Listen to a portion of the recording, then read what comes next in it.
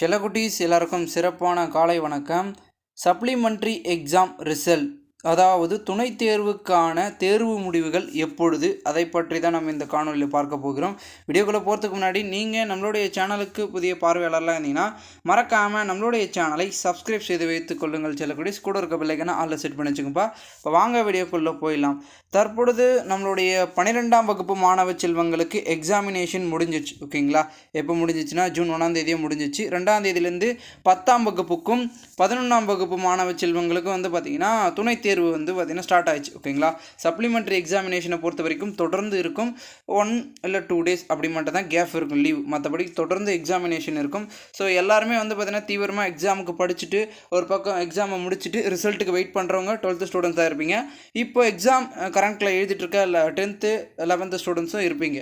உங்களுக்கு நம்ம வந்து important questions A to Z கொடுத்தோம், எல்லாமே வந்து படிச்சிருப்பீங்க.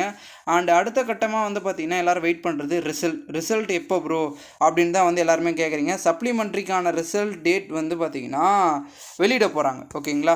அது எப்போன்னு வந்து பார்த்திங்கன்னா கேட்டிங்கன்னா இப்போது ஜூலை இப்போ தான் வந்து உங்களுக்கான எக்ஸாமினேஷன் முடிஞ்சு நீங்கள் வந்து பார்த்திங்கன்னா ரிசல்ட் டேட்டுக்காக எல்லாருமே வெயிட் பண்ணுறீங்க. காரணம் என்னென்னா காலேஜ் ஜாயின் பண்ணணும். 12th ஸ்டூடெண்ட்ஸ் வந்து பார்த்திங்கன்னா காலேஜ் ஜாயின் பண்ணணும், கவுன்சிலிங் போகணும். ஓகேங்களா? இப்போயே நிறைய கவுன்சிலிங்லாம் போயிட்டுருக்கோம். ஸோ அதில் போய் ஜாயின் பண்ணணும் அப்படின்ற ஒரு நோக்கம் இருக்கும். ஸோ உங்களுக்காகவே வந்து சீக்கிரமாக வந்து ரிசல்ட்டை அனௌன்ஸ்மெண்ட் பண்ணணும் அப்படின்றத நம்மளுடைய கவர்மெண்ட் சைடில் இருக்கக்கூடிய ஒரு முக்கியமான ஒரு முடிவு. ஏன்னா வந்து 12ஆம் வகுப்பு மாணவ செல்வங்கள் கல்லூரி உயர்கல்விக்கு போடுறதுனால.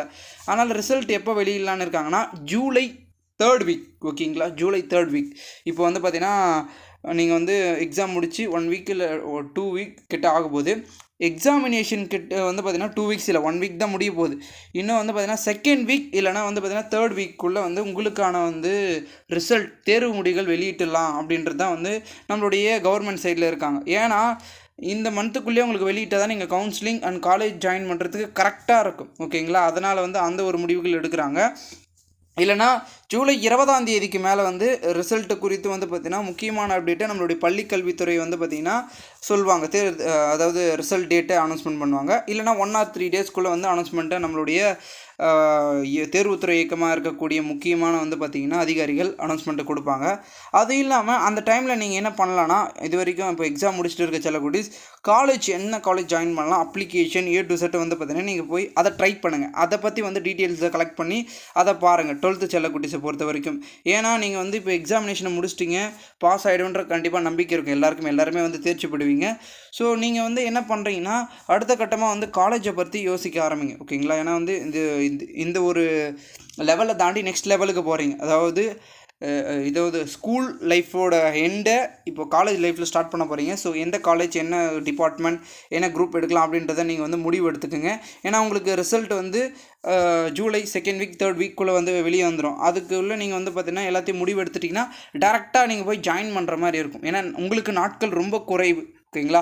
சப்ளிமெண்ட்ரிக்குன்னு தனியாக கவுன்சிலிங்களுக்கு வேறு கூட நடத்துவாங்க. ஓகேங்களா? 2nd கவுன்சிலிங் 3rd கவுன்சிலிங் அப்படின்னு லைனாக போயிட்டே இருக்கும். உங்களுக்கு எக்ஸாம் நடக்குதுன்றது எல்லா கவர்மெண்ட் காலேஜுக்கும் தெரியும், காலேஜஸ்க்கு A to Z தெரியும். ஓகேங்களா? நீங்களும் வருவீங்கன்னு. ஸோ அதனால் கண்டிப்பாக வந்து பார்த்திங்கன்னா உங்களுக்கான கவுன்சிலிங்கும் போயிட்டுருக்கும். அதுலேயும் வந்து ஜாயின் பண்ணிக்கோங்க. 10th 11th பொறுத்த வரைக்கும் ரிசல்ட்டு உங்களுக்கு வந்து பார்த்திங்கன்னா அடுத்தடுத்த அப்டேட்டில் வந்து பார்த்திங்கன்னா நான் வந்து சொல்கிறேன். ஏன்னா இப்போதைக்கு 12th தான் வந்து மெயினாக பார்த்துட்ருக்காங்க. ஏன்னா அவங்களுக்கு தான் வந்து ஃபஸ்ட்டு எக்ஸாம் ஸ்டார்ட் ஆச்சு, முடிஞ்சதும் அவங்களுக்கான பேப்பர் கரெக்ஷன் வந்து போயிட்டுருக்கு. அதை பற்றி நான் அடுத்தடுத்த அப்டேட்டில் இன்னும் நிறைய வீடியோவை நம்ம சேனலில் வந்து பார்த்திங்கன்னா கொடுக்க போகிறோம் இதுக்கப்புறம்.